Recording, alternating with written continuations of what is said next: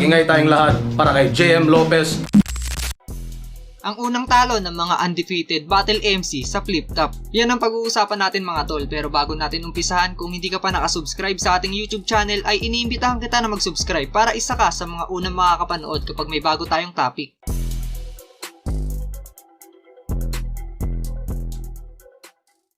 Wala nang paligoy-ligoy pa, una sa ating listahan ay si Tipsy D. Super rookie kung maituturing si Tipsy noong nag-uumpisa pa lamang ito sa liga dahil kakaibang husay ang ipinamalas niya dahilan para maiuwi ang panalo sa mga naging laban niya. Naging smooth ang takbo ng karera ni Tipsy D at nagkaroon ito ng malinis na 8-0 win-loss record. Panalo, Tipsy D! Aray, Tipsy D! Ang boto, 5-0 para kay Tipsy D! Pero sa kanyang ikasyam na laban sa one-on-one ay nakatapat niya ang nag-iisang Balakid. Isa din to sa mga gusto makalaban ni Tipsy D. Kinall-out pa nga niya to sa naging laban niya kontra kay J-Skills. Ang gusto kong kalaban si Balakid! Yun ang tunay na maestro! Kung pagbabasihan natin ang Battle MC resume ng dalawa, inaasahan na magiging pukpukan ang laban nila. At yun nga mismo ang nangyari. Mula round 1 hanggang round 3 ay palitan ng mabibigat na bara at basagan ng estilo ang nasaksiyan natin. Kasi puta ang lame mo! Kung si Tuchel pinasayaw ka sa platito, paano pa kaya sa utak malaplay? To, paglalaroan kita malaplay. Do, mga rounds mo may butas parang J. Go, disgrasya aabutin pag garinig mo ng brrrr dito sa lane ko. Pero hindi yun motor, ito ay massacre. Brrrr, makina ng chain. So! Nagpauso ka lang ng hashtag style na ngayon ay laos na.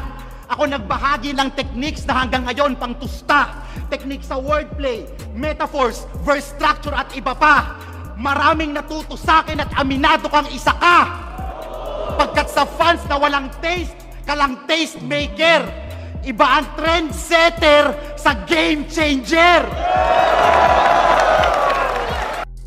Kung tutuusin, tayong mga tagahanga talaga ang pinakapanalo sa lahat dahil nakapanood tayo ng ganong katinding laban. Pero kailangan may manalo sa kanilang dalawa at si Balakid nga ang nag-uwi nito. Dito rin nakuha ni Tipsy D ang kanyang unang talo. Balakid vs Tipsy D, 5-0 para kay Balakid. Para naman sa susunod na pwesto, ang ikapito sa 8 sumpa ng Chakra na si Smaglas. Bukod sa pagiging 2x2 champion, isa si Smaglas sa mga nakatagos sa mainstream noong ilang taon pa lang tumatakbo ang Flip Top. Kaya naman hindi ito masyadong nagbabad sa battle. Pero kahit na ganun, bawat salang naman niya sa entablado ng Flip Top ay grabing performance ang inihahandog niya para sa atin. Yung mga naging laban niya kila Damsa, Caliber, Apex at Zaito, lahat ng yan ay tinalo niya. Kaya sa pagsampa niya sa Ahon 6 event ay meron siyang kartadang 4-0. Sa gabi na to ay makakaharap niya ang isa sa pambato ng uprising na si Apok. Parehong naging maganda yung performance ng bawat isa sa kanila at sa aking palagay ay nabigay naman nila yung best nila para sa battle na yun. Para sa akin nga tabla na lang yun dahil napaka-solid talaga. Kasi mga bara ko ay halimaw mala impacto. Mga bara mo sobrang support, walang impacto. Buga mo ay masangsang bigyan ng tic-tac-to. 3 rounds ko ay panalo parang tic-tac-to.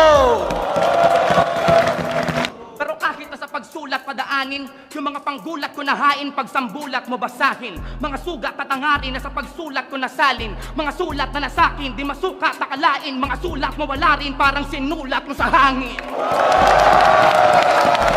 Pero syempre kailangan may manalo at si Apok ang nakakuha nun sa isang dikit na laban. Yan yung mga laban na panalo talaga lahat. Pero dahil may hurado tayo, ang boto ng hurado, hurado lang lahat kayo, pwede kayo magsariling desisyon. Boto 3-2 para kay Apok.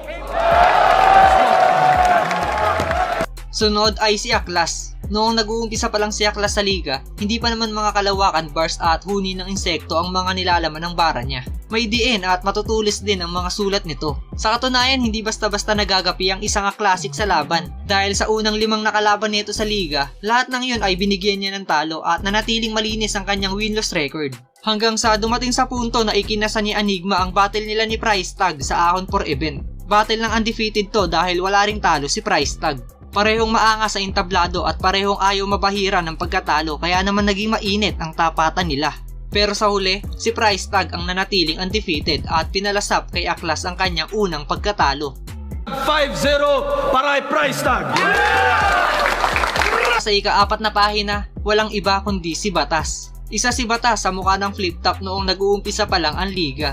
Kontrabida vibes yung nabuild niyang karakter at naging epektibo ito dahil nagresulta ito ng malinis na 4-0 record ng talunin niya sina Abra, Delo, Fuego at Righteous One. At sa kanyang ika-5 laban ay nakatakdang makatapat niya ang isa sa pambato ng 187 Mobstars na si J Skills. Marami ang nag-abang sa laban na to dahil ito na rin ang magsisilbing rematch nila. Unang beses na nagtagpo ang landas nila sa sunugan. Sa naging takbo ng laban nila, mas naging epektibo si J Skills pagdating sa pagkuha ng crowd. Habang si Batas naman, mas pinagtuunan ng pansin yung baon niyang sulat at walang pakialam sa reaksyon ng mga nanonood. Una na kita, huwag ka mag-alala dahil wala akong ngayong gunting na dinala. Dahil alam ko, alam nyo, alam niya. Nasa tiyan pa lang ng lola ko ay kikilabutan ka na. Wala akong pake kung sino idol o dalaban. Nandito ako, sigurado ako pa rin ang pinakamagniningning. Keep in mind that my name may not be Sauron, but I'm still the Lord of this ring. Sa pagtatapos ng battle nila, si Roberto Boy Paos ang tinanghal na panalo kaya naman sa unang pagkakataon ay naranasan ni Batas na matalo. 4-1 para kay J Skills.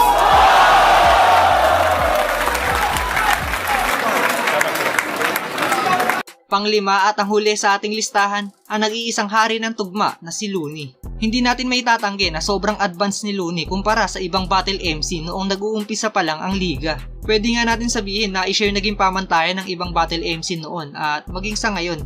Mula sa tugmaan, setups hanggang sa punchline, nangingibabaw talaga ang isang Looney sa mga nakakalaban niya.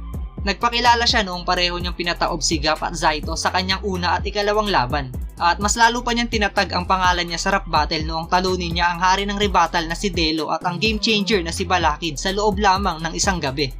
At para sa kanyang pang-5 battle sa 1-on-1 ay makakatapat niya ang isa rin sa pioneer ng flip top na si Shea. Magmimistulang bawi sana to ni Looney dahil matatandaan na tinalo ng Team SS ang Team LA sa 2x2 semifinals. Dahil parehong tumatayong veterano sa liga, naging solid ang laban nila. Naging armas ni Shea yung mga madidiin niyang punto at mga witty lines. Si Looney naman pinakitaan tayo ng high level multi, especially nung round 2 niya talagang bar after bar. Galit sa mga hurado, pwes ako ang punong mahistrado. Pamihado, nagpasulat na naman kay Smag, palit gramo. O, di ba? Dapat sinabi mo kamo, huwag yahabain masyado para di ka mahirapan magkabisado. Walang talab sa pari ng tugma ang mga baramong dispalinghado, kaya mag-report ka na lang para malaman ng mga tao kung gaano ka kaapektado. Time! Nakakalungkot. Mali. Nakakabuga ng iyong iniinom. Mali! Nakakasuka! Kayo ang Cerberus, huwag ka na mag-inasupa. Dating hari, nakikitulog na lamang sa sofa. Ano ba kasi mga pinagagawa mo? Dating humahamig, asa na lang sa balato. Kaya nagpasakop kasi may napapalato, umaasa sa iba para magkalaman ng plato. Pero mapapansin natin sa tapatan nila na para bang may iniinda si Looney sa kanyang katawan. Kaya kung ako sa'yo, umuwi ka na. Tapos na ako. Kung ako sa'yo, magpakamatay ka na lang. Mukha kang gago. Ang laki ng mata mo, mukhang kwago. Tapos na ako, masakit ang tagiliran ko, kaya kung masasabi ko lang sa'yo, ikaw na bro. Pero syempre rap battle to, wala nang excuse kapag sumampa ka na sa entablado. Tsaka kita naman na sobrang handa si Shea sa gabi na to at yun yung dahilan kaya nakuha niya yung panalo sa isang close fight. At sa kabilang banda, namarkahan naman si Looney ng kanyang unang talo. Grabe yung laban na yun. Ang boto ng hurado, 3-2 para kay Shea. Shoutouts kay Looney. At hanggang dito na lang ang ating usapan. Kung nagustuhan mo ang video natin ngayon, click mo na yung like button bilang suporta at asahan nyo nagagawan pa natin to ng part 2. Kaya kung may naaalala kayong ganitong senaryo o pangyayari, pwede nyo i-comment sa ibaba at babasahin natin lahat yan.